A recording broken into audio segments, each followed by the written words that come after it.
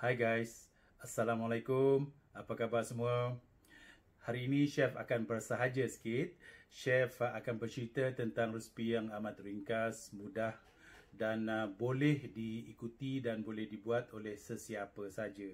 Chef ke, tukang masak ke, atau yang baru nak belajar nak masak ke, ikut saja langkah-langkah yang Chef akan tunjuk.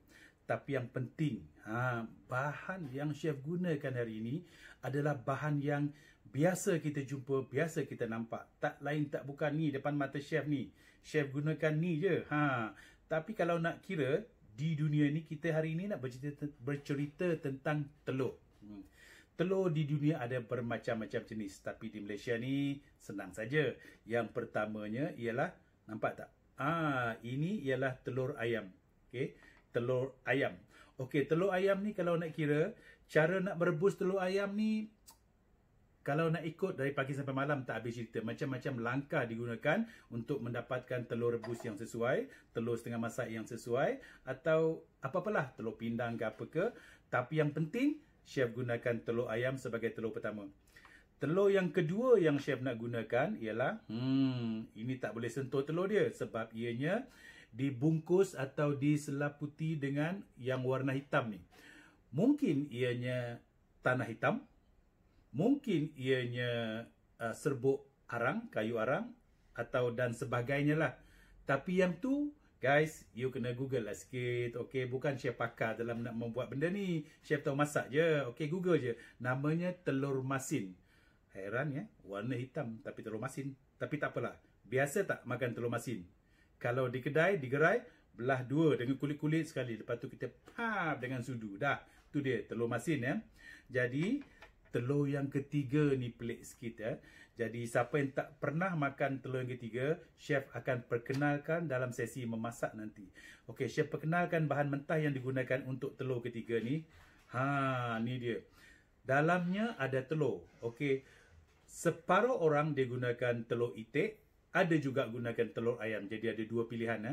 Tetapi telur ini diproses sebegitu rupa, ianya menggunakan serkam padi. Nampak tak yang warna ini boleh sentuh? Yang warna coklat-coklat tu, kulit padi, beras.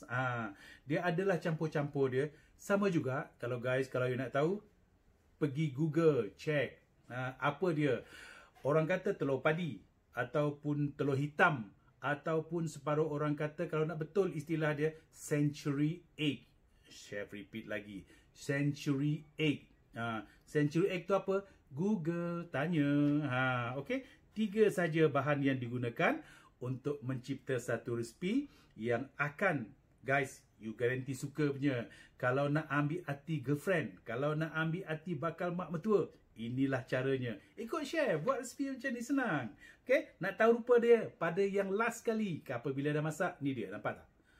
Kita boleh potong macam ni. Cantik tak? Nampak telur-telur, unsur-unsur telur dalam ni. Chef tak gunakan tepung pun. Chef gunakan telur saja, maka terciptalah resipi yang macam ni.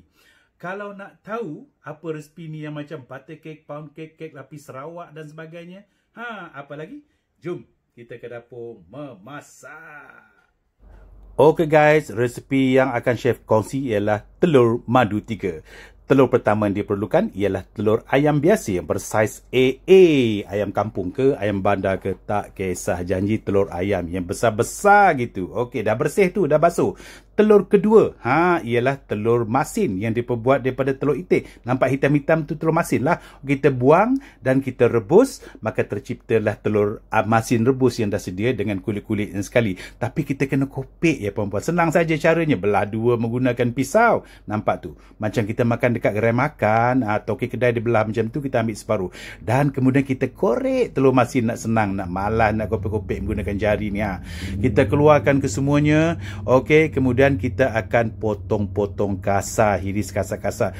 Telur ketiga, jangan lupa. Yang ini dipanggil telur padi atau century egg ataupun telur hitam. Diperbuat daripada telur itik. Ditutup atau dibungkus dengan serkam padi dan bahan-bahan lain lah. Guys, you kena Google lah. Takkan nak Chef nak tunjuk semua. Kemudian cara seterusnya ialah dengan membuang dia punya serkam padi yang telah dicampur dengan bahan apa entah untuk untuk membungkus telur padi. Okey, telur ini tak perlu dimasak sebab ianya dah masak dengan cara pemrosesan sebegini rupa. Kita kikis bersih telur, tinggal kulit, nampak?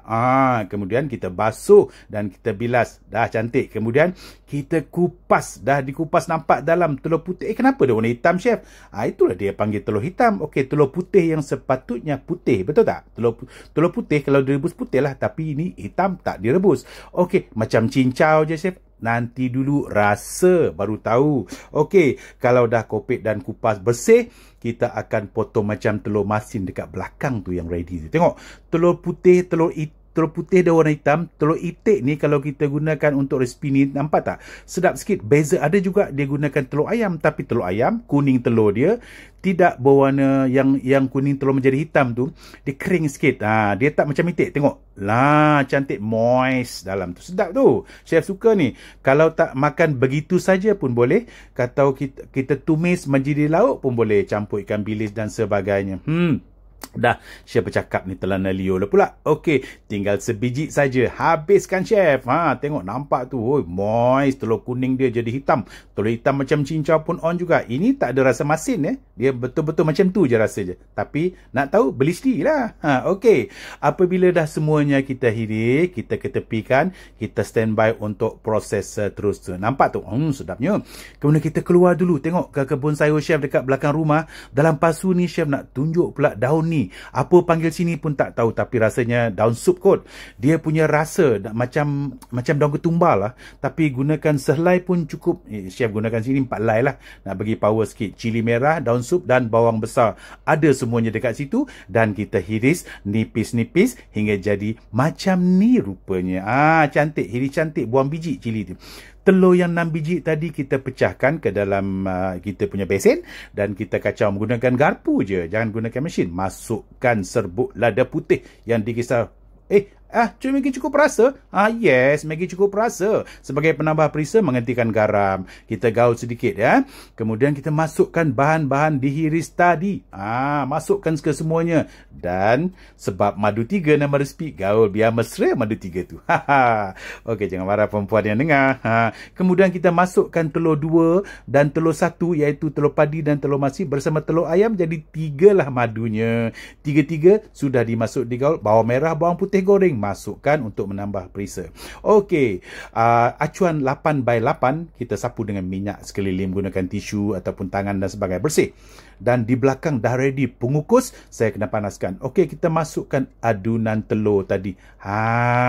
Kita rata-ratakan, tak perlu tekan-tekan. Resipi ni tak menggunakan tepung jagung atau baking powder.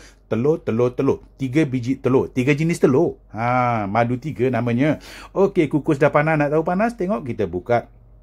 Chef dah telan Leo bercerita ni. Okey, nampak tak dia punya uap tu? Dah panas.